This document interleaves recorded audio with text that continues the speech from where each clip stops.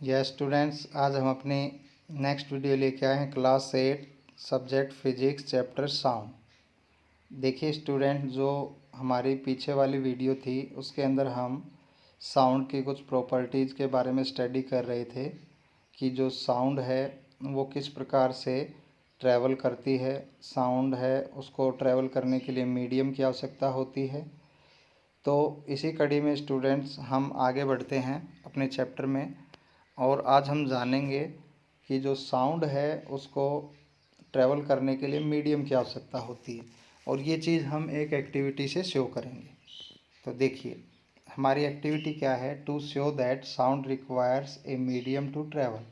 आपको शो करना है कि साउंड को ट्रैवल करने के लिए मीडियम की ज़रूरत होती है।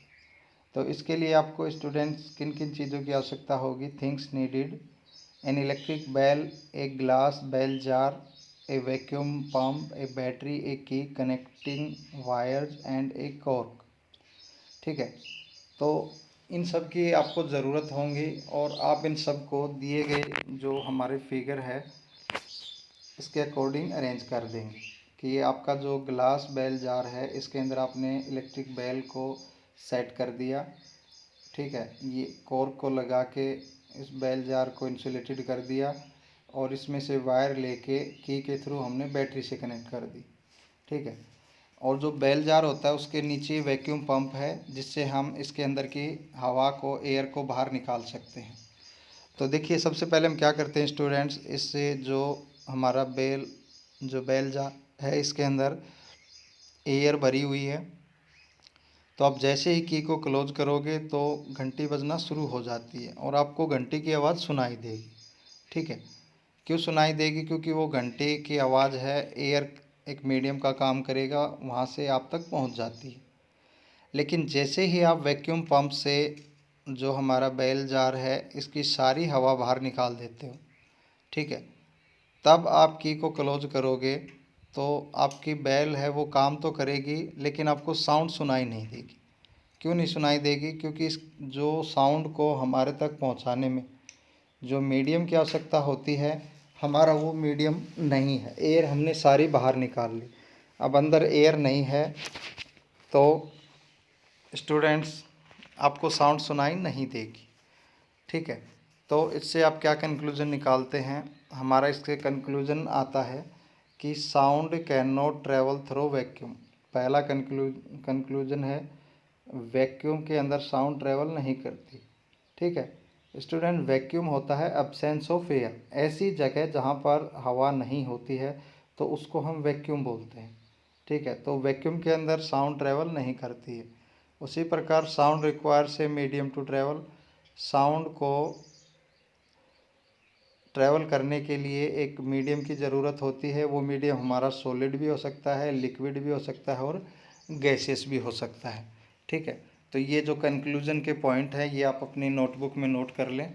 ठीक है, ये साउंड की प्रॉपर्टीज़ में आते हैं कि sound can not travel through vacuum and sound requires a medium to travel. आगे देखिए यहाँ पे डू यू नो, देखिए सबसे पहले there is no atmosphere on the moon. Moon के ऊपर कोई एटमॉस्फेयर नहीं है, मतलब एटमॉस्फेयर नहीं है तो किसी प्रकार की एयर नहीं है। It is vacuum on the surface of the moon. हम कहेंगे कि जो सरफेस है मून का वहाँ पे वैक्यूम होता है, absence of air. So we can not hear any sound on the moon because we know sound can not travel in vacuum. तो अगर मून के ऊपर दो व्यक्ति आमने सामने खड़े हैं, पास पास भी, तो वो जब बोलते हैं तो एक दूसरे को साउंड सुनाई नहीं देती है क्योंकि वहाँ मीडियम नहीं है। ठीक है, इसीलिए क्या होता है, जो astronaut talk with each other through radio sets. तो जो एस्ट्रोनॉट्स होते हैं वो एक दूसरे से बात करने के लिए रेडियो सेट का यूज़ करते हैं। This is because radio waves can travel in vacuum also. ये इसलिए किया जाता है क्योंकि जो रेडियो वेव्स हैं वो वैक्यूम में ट्रेवल कर जाती हैं। रेडियो कम्युनिकेशन होता है। ठीक है, तो यहाँ से भी आप ये जानकारी हासिल कर सकते हैं। अब बात आती है स्टूडेंट स्पीड ऑफ साउंड। ठीक है, साउंड की स्पीड कहाँ ज़्यादा होती है, किस मीडियम में ज़्यादा होती है, आज हम इस बारे में चर्चा करेंगे। तो देखो साउंड है वो अलग अलग मीडिया में अलग अलग स्पीड से ट्रैवल करती है। सॉलिड में उसकी स्पीड अलग होती है, लिक्विड में अलग होती है, गैस में अलग होती है। ठीक है, तो speed of the sound change with, और जो साउंड की जो स्पीड है वो चेंज होती है atmospheric condition like temperature, atmospheric pressure and humidity. जो वातावरण की परिस्थितियां हैं जैसे तापमान है, वायु दाब है, आर्द्रता जो नमी है, इनसे हमारी जो स्पीड है साउंड की वो प्रभावित होती है। Therefore we use to word approximately with the speed of the sound. ठीक है, तो हम स्पीड ऑफ द साउंड है इस वर्ड का हम यूज़ करते हैं। Speed of the sound is different media is given in table. ठीक है, अलग अलग जो मीडियम के अंदर हमारी साउंड की स्पीड होती है वो गिवन है। जैसे हम गैसियस की बात करें, कार्बन डाइऑक्साइड, इसके अंदर स्पीड होती है साउंड की 260 metre per second. Air, room temperature के ऊपर एयर की होती है 340 मीटर पर सेकेंड। हाइड्रोजन के अंदर साउंड की स्पीड होती है 1284 मीटर पर सेकेंड। अगर हम बात कर लें लिक्विड्स के अंदर, अल्कोहल के अंदर 1210 मीटर पर सेकेंड। वाटर का जिक्र कर लें तो वाटर के अंदर, डिस्टिल वाटर के अंदर 1498 मीटर पर सेकेंड। और सी वाटर, समुद्र का जो पानी है उसके अंदर 1531 मीटर पर सेकेंड। इसी प्रकार अगर हम सॉलिड की बात करें तो सॉलिड में कॉपर के अंदर 3560 मीटर पर सेकेंड, स्टील के अंदर 5960 मीटर पर सेकेंड, ग्लास के अंदर 3980 मीटर पर सेकेंड। तो देखिए इस टेबल में आप कंक्लूजन निकाल पा रहे हैं कि जो साउंड की स्पीड है सॉलिड में सबसे ज़्यादा होती है, उसके बाद लिक्विड में और फिर गैसियस में। ठीक है, तो अगर आपसे पूछा भी जाता है तो साउंड की जो स्पीड है सबसे ज़्यादा सॉलिड के अंदर, फिर नंबर आता है लिक्विड का और फिर आता है गैस का। तो यहाँ पर स्टूडेंट एक और डू यू नो इम्पोर्टेंट आपके लिए, speed of sound in air is 340 metre per second and speed of light is 3 × 10⁸ metre per second. ठीक है, जो स्पीड है साउंड की एयर के अंदर वो 340 मीटर पर सेकेंड होती है और लाइट की होती है 3 × 10⁸ मीटर पर सेकेंड। तो this is the reason why thunder is heard after a flash of lighting. यही कारण है जब बारिश का टाइम होता है तो जो बिजली चमकती है वो हमें पहले दिखाई देती है और जो थंडरिंग, जो बादलों की गर्जना है वो बाद में सुनाई देती, क्योंकि जो लाइट की स्पीड है वो बहुत ही ज़्यादा होती है 3 × 10⁸ मीटर पर सेकेंड और साउंड की बहुत ही कम होती है एयर में 340 मीटर पर सेकेंड। तो पहले हमें लाइटनिंग दिखाई देती है फिर थंडरिंग सुनाई देती। काफ़ी इम्पोर्टेंट क्वेश्चन है, कम्पिटिटिव एग्ज़ाम में पूछा जाता है, तो आप इसको स्टूडेंट अपनी कॉपी के अंदर नोट कर सकते हैं। इसके बाद हमारे पास एक कुछ मल्टीपल चॉइस क्वेश्चन है स्टूडेंट्स। देखिए, पहला है sound is a form of energy which produce a sensation of. Sound एक प्रकार की एनर्जी है जो हमारे कानों में सेंसेशन पैदा करती है। ठीक है, तो ये आपने पढ़ा था हियरिंग, तो इसका आएगा B option hearing. Sound is produce by a fill in the blanks body, तो ये भी काफ़ी इंपॉर्टेंट टर्म थी, मैंने आपको बार बार बोला था। वाइब्रेटिंग बॉडी, साउंड है वो वाइब्रेटिंग बॉडी प्रोड्यूस करती है। उसके बाद थर्ड है साउंड ट्रेवल फास्टेस्ट इन, ये आपने अभी भी पढ़ा है कि सॉलिड्स के अंदर सबसे ज़्यादा स्पीड होती है साउंड की। Sound can travel through, sound है वो solids only, liquids only, vacuum, both A and B. तो आपने देखा है कि साउंड को ट्रेवल करने के लिए मीडियम की आवश्यकता होती है, तो सॉलिड और लिक्विड हमारे मीडियम है। ठीक है, जबकि वैक्यूम ऑब्सेंस ऑफ एयर है, तो सॉलिड में भी ट्रैवल कर सकती है, लिक्विड में भी ट्रैवल कर सकती है, तो इसका डी ऑप्शन आएगा बोथ ए एंड बी। इसी प्रकार in which medium does sound travel faster, इनमें से किस मीडियम के अंदर साउंड है वो तेज़ ट्रैवल करती है। ठीक है, तो यहाँ पर आपका दिया गया है एयर, वाटर, वुड। तो यहाँ पे देखो स्टूडेंट फास्टर बोला गया है, फास्टेस्ट नहीं। तो फास्टर मतलब जो फास्ट है उससे फास्टर। ठीक है, तो यहाँ पर स्टूडेंट वाटर आएगा। ठीक है, क्योंकि वुड के अंदर, वुड एक सॉलिड है, इसके अंदर फास्टेस्ट आ गया। तो अगर हम बात करें एयर में फास्ट, वाटर में फास्टर और वुड में फास्टेस्ट, तो यहाँ पर हमारा आएगा ऑप्शन वाटर बी। तो ये हमारे एमसीक्यू थे स्टूडेंट्स, इनको आप नोटबुक में नोट कर सकते हैं। उसके बाद स्टूडेंट्स एक इम्पोर्टेंट चीज़ आती है, terms related to sound wave. कुछ एक टर्म्स होती हैं जो साउंड वेव से रिलेटेड होती हैं।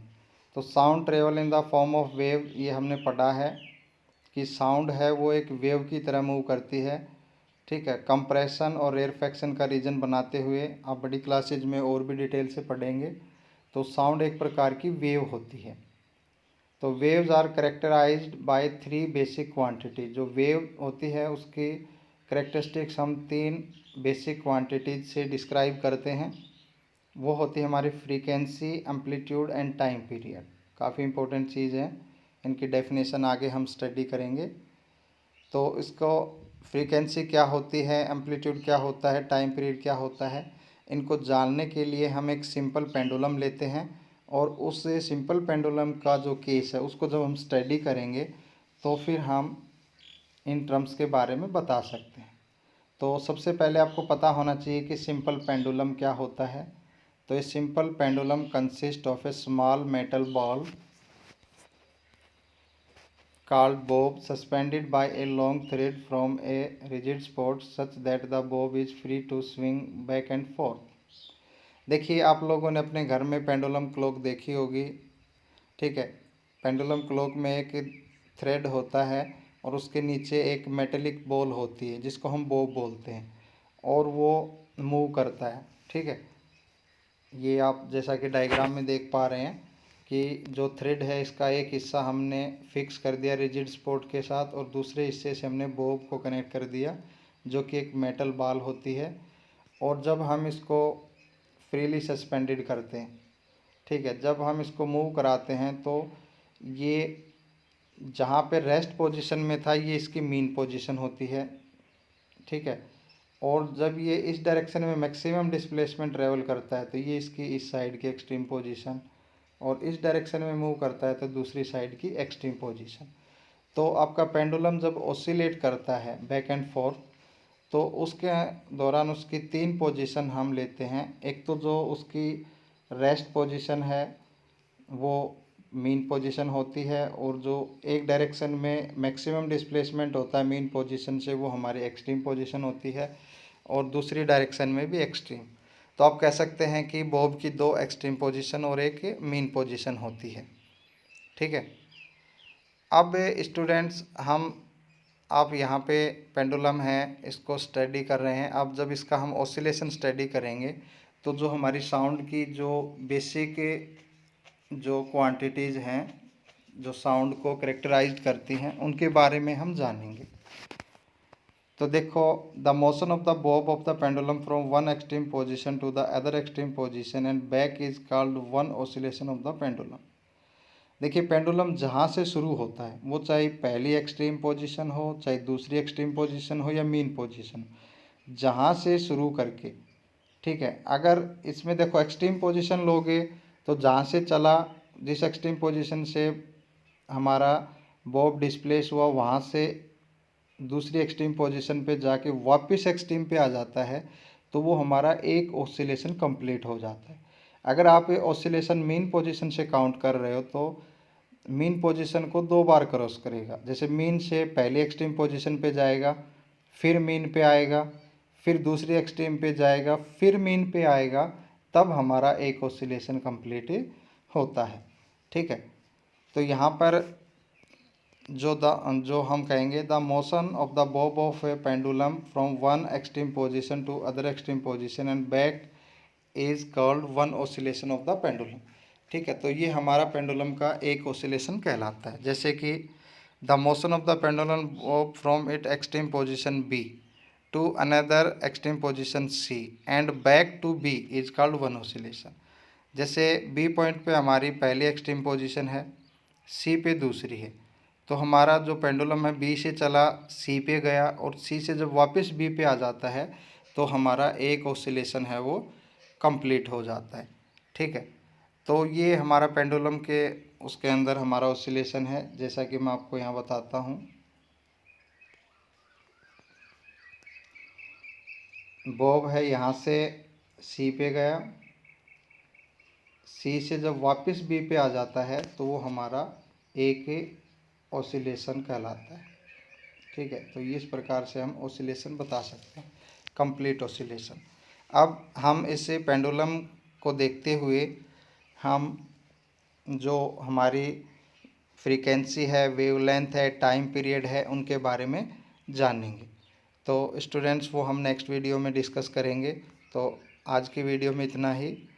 आप ये जो सिंपल पेंडुलम है इसकी डेफिनेशन कॉपी में नोट कर लें, और जो ये पेंडुलम का जो फिगर 13.8 है, ए और B, a simple pendulum, motion of a simple pendulum, इनको भी कॉपी के अंदर बना लें, कॉपी के अंदर इनको उतार लें, और जो टर्म्स हमारी आगे आएंगी उनको भी इसके नीचे साथ के साथ हम लिख लेंगे। तो स्टूडेंट्स आज के लिए इतना ही। मिलते हैं आपको नेक्स्ट वीडियो में। अगर वीडियो आपको अच्छी लगी है तो वीडियो को लाइक करें, शेयर करें, और अगर अभी तक आप लोगों ने हमारा चैनल सब्सक्राइब नहीं किया है तो सब्सक्राइब कर लें। Thank you.